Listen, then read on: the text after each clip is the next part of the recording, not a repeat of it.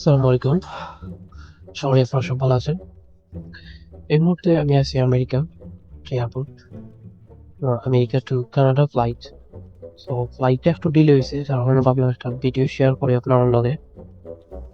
আপনারা জানেন আমি ফ্রান্স থেকে আমেরিকার ভিসা পেয়ে আইছি। অ্যান্ড অনেকে আমারে জিজ্ঞেস করা হয় যে ভিসা প্রসেসটা কিরকম আছে? অ্যান্ড সো ওকে আমি ভাবলাম ওকে আপনার লগে শেয়ার করি আমার এক্সপেরিয়েন্স। সো যারা আপনার লাইক ফসে পাসপোর্ট আছে তারা লাগে খুবই ইজি। আপনার জাস্ট ইএসটি একটা অ্যাপ্লিকেশন আছে বা অথবা ইন্টারনেটে ওয়েবসাইট আছে। আপনি গিয়া সব ইনফরমেশন যদি ফিল আপ করেন দেন তারা ২-৩ দিনের ভিতরে রেজাল্ট দিব আপনারে। অ্যান্ড অনেক সময় আবার রিজেক্ট করতে পারে। রিজেক্ট করলে আপনি এমবেসি ফেস করতে হইব।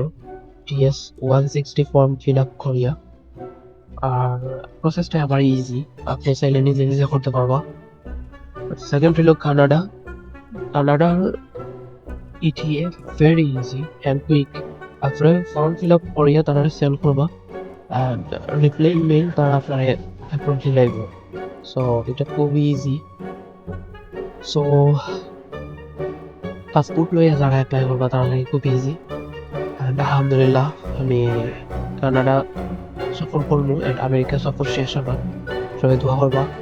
অ্যান্ড আরও ইনফরমেটিভ ভিডিও লইয়া আইলাম কিরাম ফ্রেঞ্চ পাসপোর্ট আপনারা ইন্টারভিউ দিতা অথবা যারা অ্যাপ্লাই করতে অথবা যারা প্রসেসিং করা আছে লাইক ফাইল সম্পর্কে ইনফরমেশন লাগবে আপনারা আমার ভিডিও নিচে কমেন্ট করবা কোন টাইপের ভিডিও আপনারা চাইলেন।